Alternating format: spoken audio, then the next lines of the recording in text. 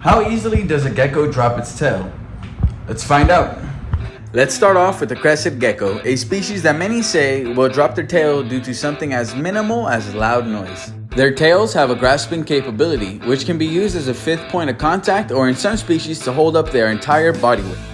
So how truly fragile is the tail? Let's put it to the test. It's like nothing. These guys have small hairs on the tip of their prehensile tail, just like on their feet, in order to help them to grasp onto surfaces. Sorry about that, girl, just put her down right here.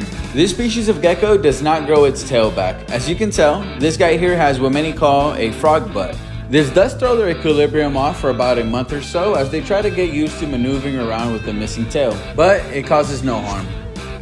Up next, we have the leopard gecko, another species notorious for dropping its tail and then growing back a subpar counterpart. Although they do have a small grasping effect with their tail, this is considered a non-prehensile tail, meaning they cannot support their entire body weight with their tail. So we won't hang this guy like the other one, but as you can tell, if you're holding the animal and if you're not scaring the animal, it's not gonna drop its tail.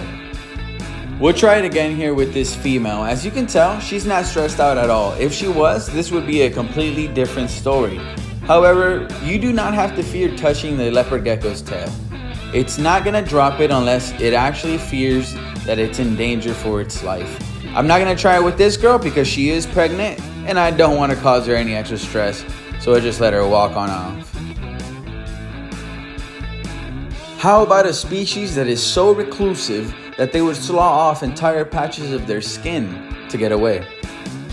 These day geckos are a species that you only want to handle when absolutely necessary. As you can tell, they don't crave for our attention. However, there are ways that we can gain their trust and slowly, little by little, eventually be able to hold them. It takes time, but with patience, it's fairly easy. Here's exactly what you do. First, you want to be able to get it to tongue feed. Once you've got that down, you can present your hand with the food and try to entice the animal to get onto your hand. Notice how this individual walked away and presented its tail. In case that I go and grab for it, I'll grab the tail instead of its head. But then I noticed that I was just trying to give it treats and turned around. Leaving my hand in place, I reach over for another treat, this time bringing it closer to myself, forcing the animal to walk onto my hand. Now that you're here, you don't want to try to scoot the animal more onto your hand. You don't want to try to pick up the animal or anything like that. Just let it sit there, finish its food, and walk off on its own. This will help you get a step further next time you handle the animal. Alright, let's get back to some animals that we can handle. These here are the gargoyle geckos, a New Caledonia species with lots of similarities to its cousin, the crested gecko. Let's take a closer look and see how those tails match up. Keep in mind that I am only doing this for video purposes, to show discouraged new hobbyists that although you should be gentle with these animals, they are resilient and not as fragile as some make them out to be. But before ever trying anything like this, you always want to make sure that you have an established relationship with these animals. This guy here, he's one of my newly acquired gargoyle geckos, so you can tell he's a little bit shy still. He's just looking for somewhere to jump off to. I wasn't able to get him to wrap his tail around my finger, but as you can see here, he was using it as a fifth point of contact.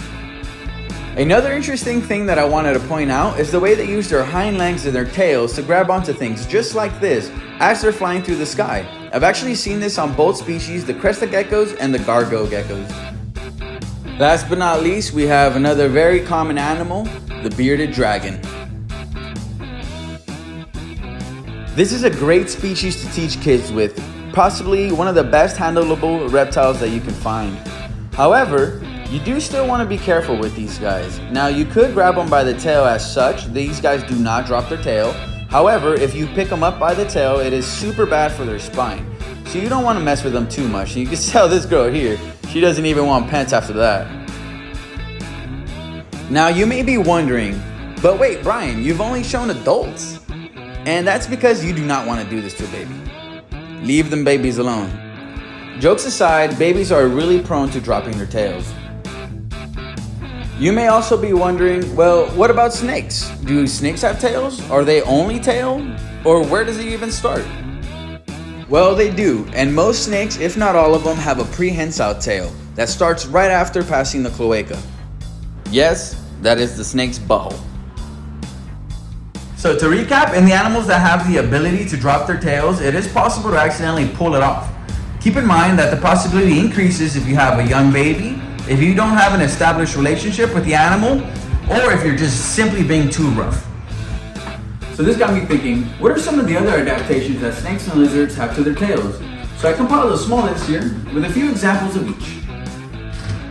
We've been talking about drop tail, so we're aware that some regrow their tail, such as the African fat-tailed gecko, and some do not, such as the crested gecko. But no snake can actually drop their tail. Next up, we have fat storage, which is seen in lizards such as the leopard gecko, but has yet to be scientifically proven for snakes.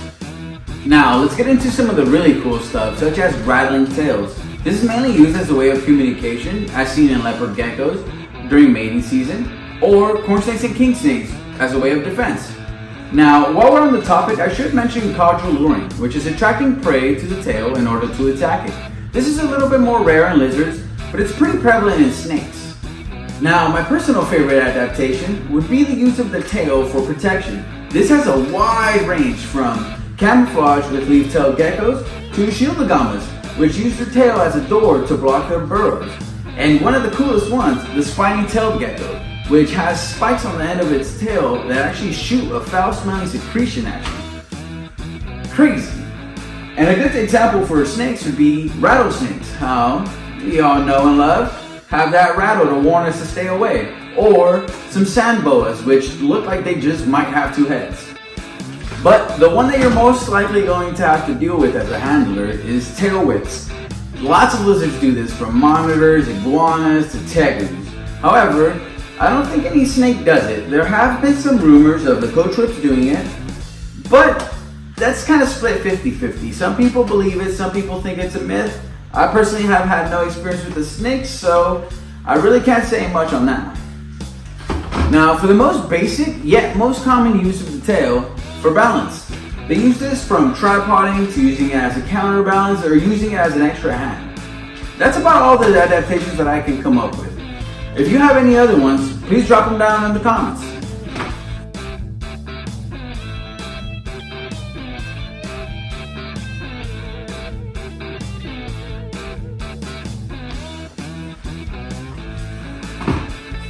Now, my personal favorite use of their tail, that's weird.